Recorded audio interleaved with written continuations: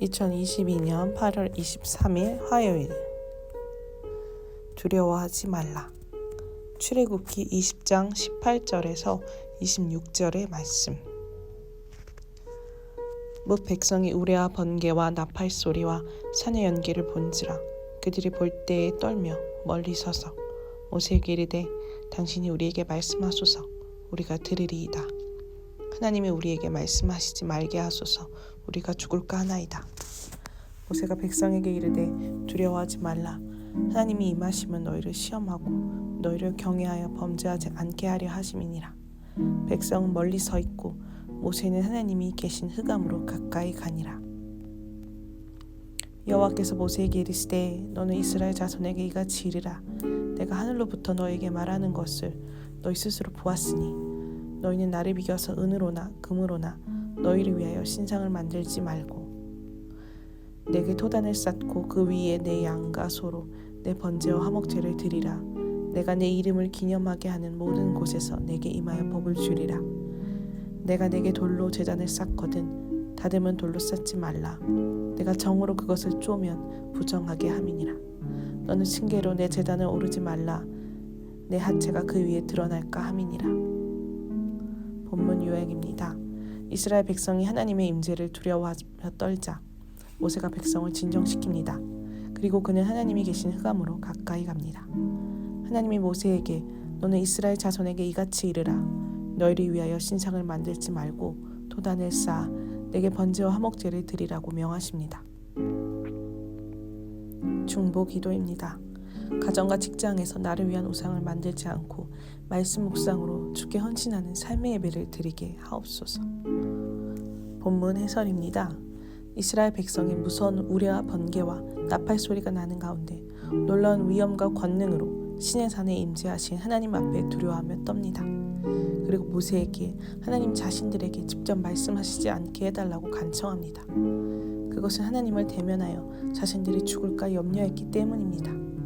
이스라엘 백성은 하나님 앞에서 자신들이 얼마나 보잘것없는 존재이며 죄인인지를 깨달았습니다. 우레와 번개 같은 사건 가운데서 말씀으로 하나님을 만나 자기 죄를 회개하며 하나님의 구원을 사모하게 된 사람만이 하나님 앞에 설 수 있습니다. 우레와 번개와 나팔 소리 같은 두려운 사건 가운데 하나님을 만나게 된 간증이 있습니까? 하나님은 이스라엘 백성에게 너희를 위하여 금이나 은으로 신상을 만들지 말라고 하십니다. 사람들이 신상을 만드는 이유는 모두 자신을 위해서입니다. 그래서 평안할 때는 우상을 섬기다가 어려움이 닥치면 금세 그것을 버립니다. 여호와는 만들어진 신이 아니라 하늘로부터 우리에게 말씀하시는 분입니다.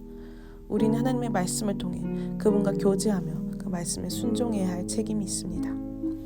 참된 신앙인은 오로지 이 땅의 축복만을 바라며 하나님을 섬기지 않고 고난 속에서도 하나님을 신뢰하며 그분의 뜻을 따라갑니다. 나를 위해 만들고 섬기고 있는 우상은 무엇입니까?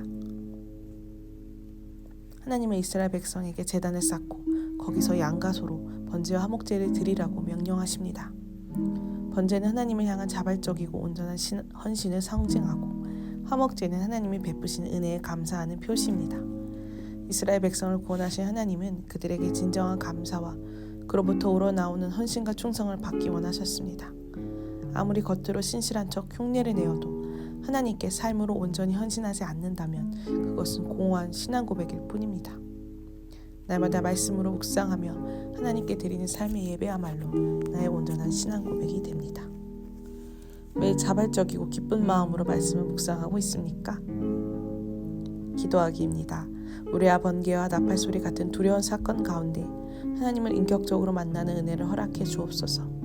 나를 위해 우상을 만들지 않게 하시고 매일 자발적이고 기쁜 마음으로 묵상해 번제와 화목제를 드리게 하옵소서. 묵상 간증입니다. 부정한 나의 계획. 김병수. 믿지 않는 가정에서 태어난 저는 종교란 사회에 적응하지 못하는 심리학한 사람들이 의지할 곳을 찾아가는 현실 도피처일 뿐이며 라고 여기며 스스로 살았습니다. 모범생으로 자라면서 스스로 의롭다 여기고 인생의 계획을 세우고 그대로 실행하는 것을 성공이라 생각했습니다. 그러다 믿는 자매를 만나 교제를 시작한 저는 교회 뜰을 밟고 세례도 받게 되었습니다. 그리고 내 인생에 종교란 없었지만 결혼하려면 이 정도 계획 수정은 감수해야 하지라고 생각했습니다. 그런데 결혼이 제가 정한 때에 되지 않자 큰 두려움이 엄습하며 저는 그제야 비로소 주님을 애타게 찾게 되었습니다. 주님은 그런 저에게 두려워하지 말라고 하시며 제 인생에 기적같이 찾아오셨습니다. 이 공동체에 속해 예배를 빠지지 않고 드리던 제게 주님은 결혼과 집, 자녀의 복까지 아낌없이 주셨습니다. 그렇게 저는 예배와 소그룹 모임에 참석하며 주님의 뜻을 순종하는 삶을 살게 되었다고 착각했습니다. 하지만 몸에 밴 죄의 습성과 욕심이 고스란히 남아있어 내 계획대로 일이 되지 않으면 이스라엘 백성처럼 두려움이 몰려옵니다. 얼마 전 회사에서 맡은 업무가 계획대로 진행되지 않자 조바심이 났습니다. 급기야 업무가 중간에 무산될 위기에 처하게 되니 두려워서 말씀을 보았습니다. 하지만 그것은 주님을 의지하는 마음으로 그분의 계획을 온전히 따르려고 본 것은 아니었습니다. 그저 주님을 내 계획을 완성해줄 신상 정도로 여기며 다듬은 돌로 부정하게 제단을 쌓은 것이었습니다. 구속사의 말씀으로 또 성도들의 치열한 삶의 간증으로 내 계획이 아닌 하나님의 계획, 말씀의 성취가 이루어지는 인생이 진짜 복받은 인생임을 공동체에서 수없이 보고 들으며 은혜를 받았습니다. 그럼에도 정작 저는 내 인생은 내 뜻대로 되어야 한다를 외치고 있었습니다. 오늘 말씀으로 내가 얼마나 하나님과 무관한 삶을 살고 있는지 알려주시니 부끄럽고 죄송할 뿐입니다. 이런 저를 불쌍히 여기셔서 제단에 관한 법을 구체적으로 알게 하시니 감사합니다. 이제는 부정한 나의 계획을 내려놓고 하나님을 경외하며 살기를 소망합니다. 적용하기입니다. 진행하던 회사 일이 무산되더라도 남은 업무 절차를 성실히 따르겠습니다. 두려움이 몰려올 때 하나님의 계획대로 행하게 해주시기를 기도하겠습니다.